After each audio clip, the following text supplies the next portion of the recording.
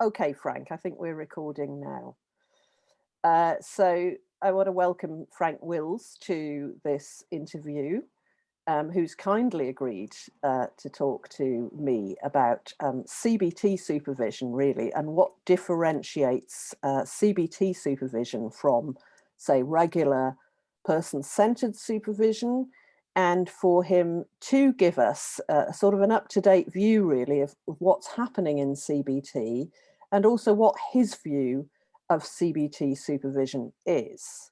Now, before we just get into that, Frank is somebody who has been practicing in the CBT world really for about the last 30 years, Frank? Does that sound? Yes, yeah, that's Yeah, near enough. Yeah. 30 years. Frank's published a couple of books in CBT and CBT skills, and he headed up the first Masters in CBT Psychotherapy, as far as I'm aware, in the UK through the University of South Wales in the early 1990s. And he's Certainly got in Wales, Amelia, but in Wales, not yes. the UK. Yeah. I'm not sure that it wasn't in the UK actually, Frank, but we can take that argument somewhere outside, can't we? And has a very established career as also a CBT practitioner, as well as an academic and a writer. So I'm going to ask you, do you want to say anything, first of all, more about your background in CBT, Frank, before we get into some questions in relation to the thoughts about CBT supervision? Yeah, only that it probably does go back even further than 30 years. In fact, Go on. it's rough, because when I first started doing therapy, which is almost 50 years ago now, my first clients I was then, using some behavioral methods, Okay. and I did quite quickly get to learn some of the early cognitive approaches as well. So yeah, it's been a long old road. It has. It has. And what was the year you published your first book? Just out of curiosity, there, just going back a few. 1996. Right, right. And what was that called again? CBT skills. Well, I did a chapter on contracting in CBT in a book on contracting in 96, and then I did a book on cognitive therapy, which is called Cognitive Therapy Transforming the Image. That That's was my right. first. Yeah, that was 1997. Yes, I remember that. Okay. Well, Frank, let's start with what you see as, if you could describe to us how you see CBT at the latest development. You know, people talk about first, second wave, third wave, and so on. You know, where is CBT at the moment? Can you kind of summarize that for us? Okay, I think for me, it does start with the name Beck.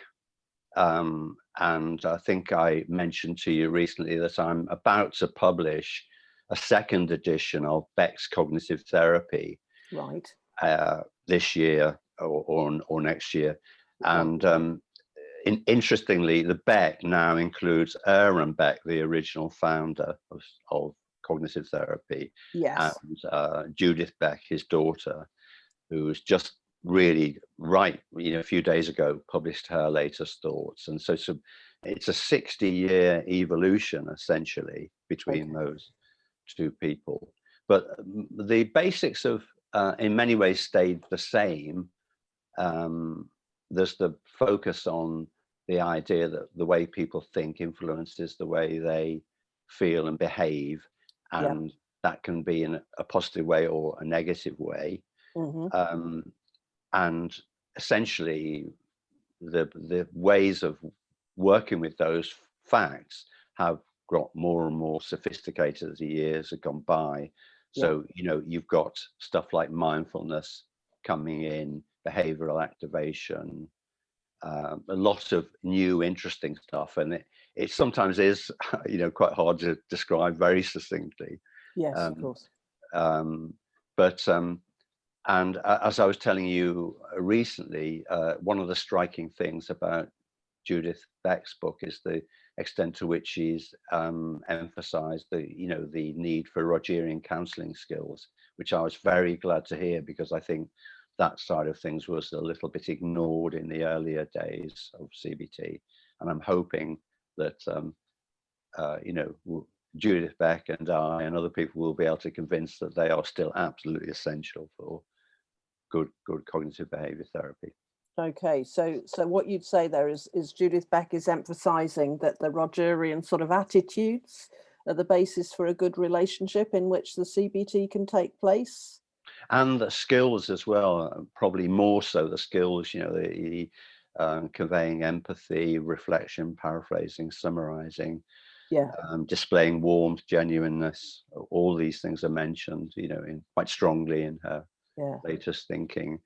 I believe, she's found her own voice with this, third edition of her cognitive behavior therapy, Basics and Beyond.